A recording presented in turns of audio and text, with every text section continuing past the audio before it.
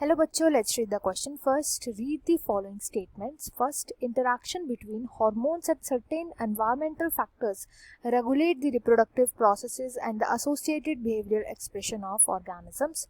Second, in animals but not in plants, hormones are responsible for the transition between juvenile, reproductive and senescent phases.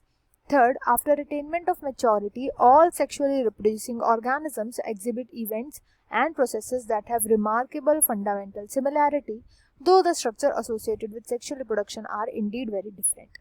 Fourth, the post-fertilization events include gametogenesis and gamete transfer. Fifth, in majority of the sexually reproducing organism, the gametes produced are morphologically distinct types, that is, they are heterogametes. Which of the above statements are correct? ये हमें बताना है. तो यहाँ पे जो की concept use किया जाएगा ये होगा सेक्सुअल रिप्रोडक्शन का. Sexual reproduction in organisms. Sexual reproduction होता क्या है पहले ये देखते हैं. इसमें दो पेरेंट्स इन्वॉल्व होते हैं. ये दो पेरेंट्स होते हैं मेल एंड फीमेल. इनका फंक्शन होता है कि ये दोनों के दोनों गैमीट्स प्रोड्यूस करते हैं. मेल जो होते हैं वो मेल गैमीट्स को प्रोड्यूस करेंगे, फीमेल जो होते हैं फीमेल गैमीट्स को प्रोड्यूस करेंगे. इन दोनों गैमीट्स का होता है फ्यूजन एंड इसके फ्यूजन से बनता है ज़ायगोट एंड ये ज़ायगोट आगे चल करके डिवाइड करता है एंड डिवाइड करके बनाता है न्यू इंडिविजुअल, न्यू ऑफस्प्रिंग को क्रिएट करता है. तो ये पूरा फंक्शन होता है सेक्सुअल रिप्रोडक्शन का. एंड सेक्सुअल रिप्रोडक्शन में जो ऑफस्प्रिंग बनते हैं ये अपने पेरेंट्स से अलग होते हैं, मतलब ऑफस्प्रिंग के अंदर वेरिएशन आ जाता है एंड ये वेरिएशन जो होता है इनको बेटर हेल्प करता है एनवायरनमेंट में सर्वाइव करने के लिए. अब बात करते हैं सब स्टेटमेंट्स की जो यहाँ पे लिखी गई है. यहाँ पे जो फर्स्ट स्टेटमेंट थी वो बोल रही है कि जो इंटरेक्शन होता है हॉर्मोन्स का एंड एनवायरमेंटल फैक्टर्स का, इसकी वजह से ही रिप्रोडक्टिव प्रोसेसेस रेगुलेट होते हैं और बिहेवियर एक्सप्रेशन भी रेगुलेट होता है, विच is a true statement, correct statement है. कई सारे ऐसे फैक्टर्स होते हैं, एक्सटर्नल फैक्टर्स होते हैं किसी भी ऑर्गेनिज्म के, इंटरनल फैक्टर्स होते हैं. हर ऑर्गेनिज्म को ग्रो करने के लिए, मतलब रिप्रोड्यूस करने के लिए कुछ टाइम चाहिए होता है. रिप्रोड्यूस करने के लिए उसको अपने ऑर्गन्स को डेवलप करना पड़ता है एंड ऑर्गन्स जब डेवलप हो जाते हैं उसके बाद उसकी रिप्रोडक्टिव स्टेज सामने आती है. पर ऑर्गन्स डेवलप करने के लिए बहुत सारे एक्सटर्नल इंटरनल फैक्टर्स जो होते हैं वो लगते हैं. एनवायरमेंटल फैक्टर्स भी हो सकते हैं, हार्मोन्स हो सकते हैं, जिनकी वजह से जब तक प्रॉपर ऑर्गन्स डेवलप नहीं करते तब तक वो ऑर्गेनिज्म रिप्रोड्यूस नहीं कर पाता. तो इसलिए ये करेक्ट स्टेटमेंट बोली गई है, फर्स्ट स्टेटमेंट. सेकेंड स्टेटमेंट बोल रहे हैं कि एनिमल्स में, केवल और केवल एनिमल्स में ही जो हार्मोन्स होते हैं वो रिस्पॉन्सिबल होते हैं juvenile, reproductive and senescent phases के लिए, which is a false statement. केवल एनिमल्स नहीं, प्लांट्स के अंदर भी वेरियस हार्मोन्स प्रेजेंट होते हैं एंड ये हार्मोन्स हेल्प करते हैं स्टेज टू स्टेज ट्रांजिशन में. केवल एनिमल्स के अंदर नहीं, प्लांट्स के अंदर भी पाए जाते हैं, इसलिए इनकरेक्ट स्टेटमेंट है.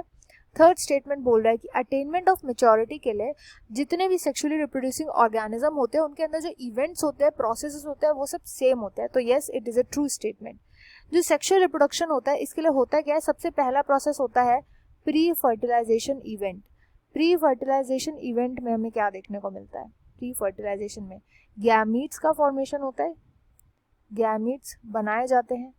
देन फर्टिलाइजेशन इवेंट में क्या होता है, फर्टिलाइजेशन के टाइम पर ये गैमीट्स फ्यूज करते हैं एंड देन पोस्ट फर्टिलाइजेशन में क्या होता है, पोस्ट फर्टिलाइजेशन में जो गैमीट के फ्यूजन के थ्रू जो ज़ायगोट बना है ये ज़ायगोट ग्रो करता है, यानी हमें एम्ब्रायोजेनेसिस देखने को मिलता है.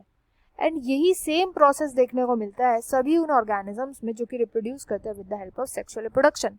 ऑल्दो जो भी सेक्सुअली रिप्रोड्यूसिंग पार्ट्स होते हैं, यानी कि जो ऑर्गन्स होते हैं, ऑर्गन्स जो कि इन्वॉल्व होते हैं सेक्सुअल रिप्रोडक्शन में, ये डिफर करते हैं ऑर्गेनिज्म टू ऑर्गेनिज्म. हर ऑर्गेनिज्म के पास, जैसे ह्यूमंस के पास जो ऑर्गन्स प्रेजेंट होते हैं रिप्रोडक्टिव वो अलग होते हैं, जो ऑर्गन्स प्रेजेंट होंगे फ्लावर्स के अंदर वो अलग होते हैं. तो सेक्सुअली रिप्रोडक्शन वाले जो ऑर्गन्स होते हैं वो अलग होते हैं.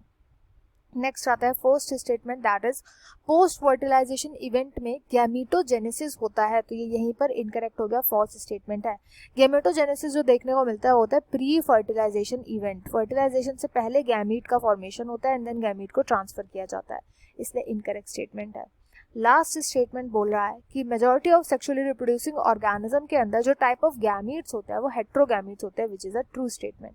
मेजॉरिटी ऑफ द ऑर्गेनिज्म जो होते हैं वो हेट्रोगैमीट्स बनाते हैं. हेट्रोगैमीट्स का मतलब होता है वो गैमीट्स जो कि देखने से डिसिमिलर होते हैं, डिसिमिलर होते हैं। इजीली आप बता सकते हो कौन सा मेल गैमेट है, कौन सा फीमेल गैमेट है, तो ये करेक्ट स्टेटमेंट है। यहाँ पे हमें बताना था इनमें से ऐसे कौन कौन से स्टेटमेंट है विच आर करेक्ट। यहाँ पे करेक्ट स्टेटमेंट हो जाएगा A, first, third and fifth. I hope you understood well. Best of luck and thank you.